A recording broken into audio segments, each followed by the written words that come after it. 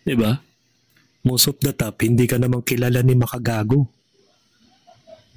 Ni hindi nga niya kinokontent ang pagkatao mo. Ang kinokontent niya, itong si Gusgusin, mga ka-plastic. Napakasinungaling na nila lang. Teka, medyo ano yan ha? Medyo baka mamaya magalit sa'yo si Makagago ha? Wala akong pakialam sa galit niya. Hindi niya yung galit ko pag nag-visit na ako sa kanya. Yung complete nito, Joshua. Marasigan. Hasta tabi mo na lang. Joshua Marasigan. Kilala mo na ako. Alam mo na kung sino yung Owa tinitira mo. Owa. Si Owa. Pasensya na po kayo. Ngayon talaga nangyari to. At first time ko rin po na actually po, tumawag lang yung gwardiya doon sa Warsaw.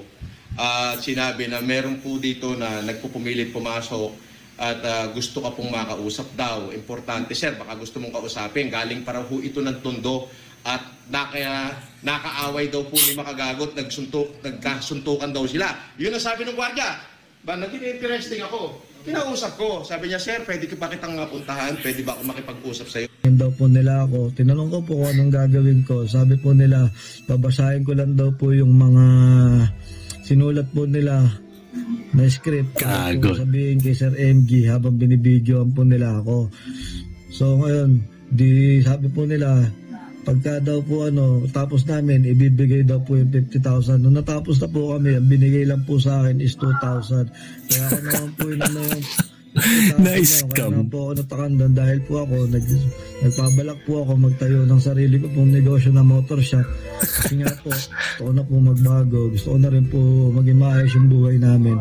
Kaya po, natakam po ako sa sinabi nice na kung bibigyan po ako ng 50,000. Ayoko po sana talagang tanggapin. Kaso po talaga, natakam po ako sa pinagyan po nila ako ng face mask. Pinilit po nila ako na doon na kami sa kanila. Sabi po nila sa akin, andito na daw po ako sa kanila.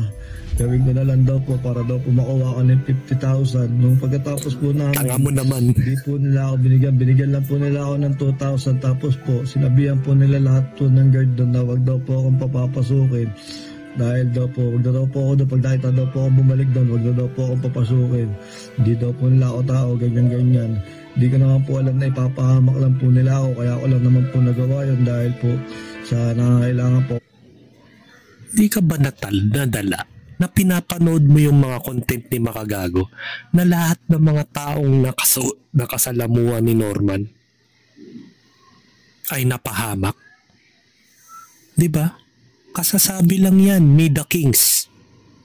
Sinabi rin yan ni Councilor Solis.